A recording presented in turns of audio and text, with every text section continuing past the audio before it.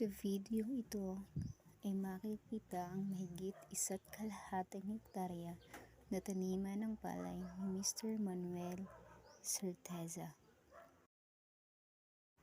Sa puntong ito, aking nadatnan ang pagpapaani ni Mr. Manuel Certeza sa kanyang palayan. Makikita sa video na ito ang lawak ng kanyang palayan. Makikita sa video na ito na tamang-tama ang kanyang pagpapaani sa init at makulimlim na araw. Ayon kay Mr. Manuel, ang kanyang binhi ay galing sa Department of Agriculture o DA at ang kanyang kabuuang gastos sa pagtatanim ay nasa 15,000. Ayon sa kanya, ang kanyang mga fertilizer na ginagamit ay ang 2 sako ng complete at urea hanggang ito ay dumating sa punto ng pag-aani. Tinanong ko si Mr. Manuel kung ito ba ay kanyang ibinebenta o mas pinipili na lamang na iimbak. Ayon sa kanya, mas pinili niyang iimbak ito dahil sa mura ng presyo ng palay ngayon. Sa kanyang pagtatanim ng palay, ang karaniwang hamon na kanyang kinakaharap ay ang pagkakaroon ng sama ng panahon na maaaring magresulta ng pagkalugi ng kanyang palay. Kung ang kanyang palayan ay umaani ng 50 sako, sa pagkalugi ay nagiging 25 na lamang ito. O kaya mas mababa pa rito.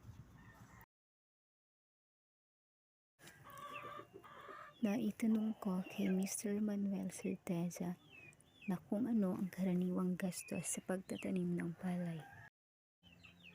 Ayon sa kanya, pagdating sa pag-araro ay 600 per day.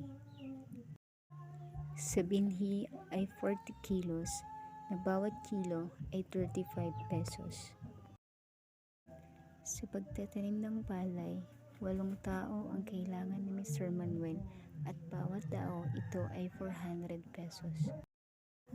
Sa paglalagay ng pataba ay nagkakahalaga ng 1,800 pesos kada sako. Kailangan din bumili ng pangkontrol sa peste katulad ng pesticide at foliar.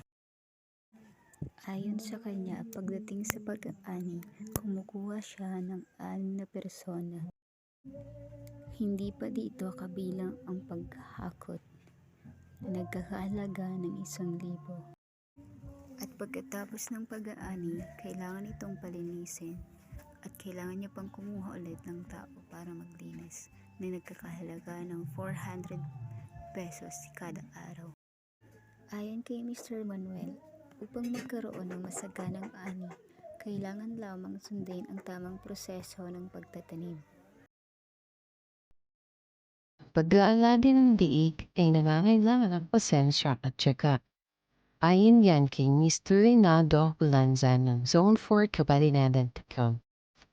Kailangang panatilihin malinis ang kanilang tahanan dahil madali ang mga ito nakapitin ng sakit.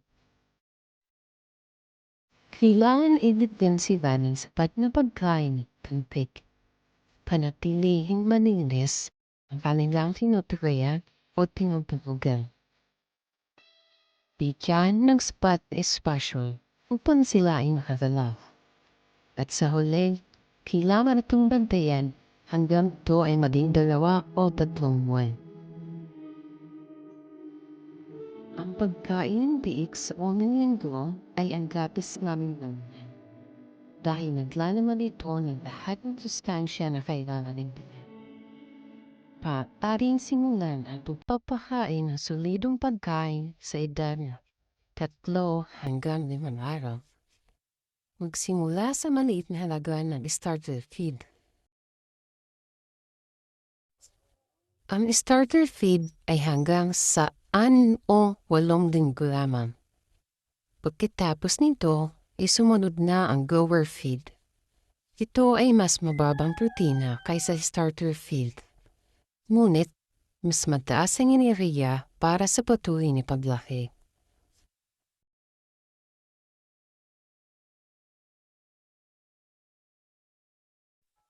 Pag-aalagi ng tiik ay nangangailangan ng pasensya at tsaka. Ayon yan kay Mr. Reynaldo Lanza ng Zone 4 Cabalinadan Ticon. Kailangang panatiling malinis ang kanilang kulungan. Dahil madali ang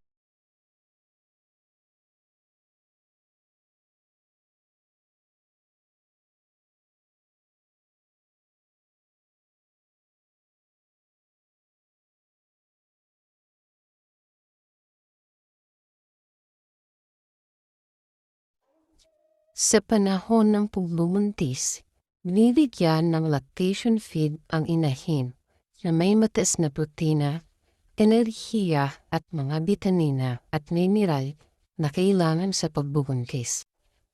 Pagkatapos ng lactation feed, sumunod nito ay ang developer feed na naglalaman ng mas kaunting protina at mas mataas na enerhiya kaysa sa lactation feed.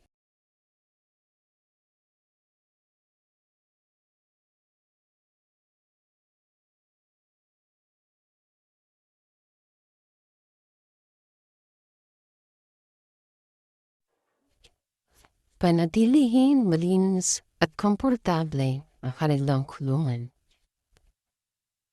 Bigyan ng masustansyang pangkain, bigyan ng kinakailangang bakuna. Upang maiwasan ang mga sakit.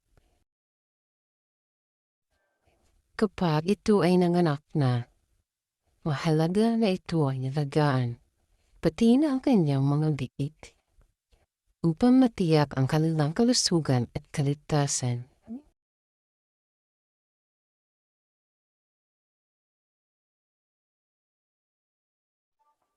Ayon kay Mr. Reynaldo, siguraduhin na ang biik ay nakapasuso ng maayos sa inahing baboy.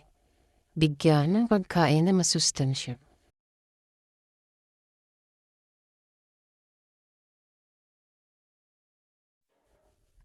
Ang inahing baboy, dapat ay bigyan ito ng masustansyang pagkain. Bigyan ng sapat na pahinga at subaybayan ang kalusugan nito. Dahil maaari itong magkasakit at mamatay kung ito ay hindi masusubaybayan. Ayon kay Mr. Reynaldo, iwasan na ma-stress ang inahing baboy pagkatapos nitong manganak. Ang stress ay maaari raw makapekto sa kanyang produksyon ng gatas at kalusugan. Kung may mga sugat ito, lumutin ito kagad upang maiwasan ang infeksyon.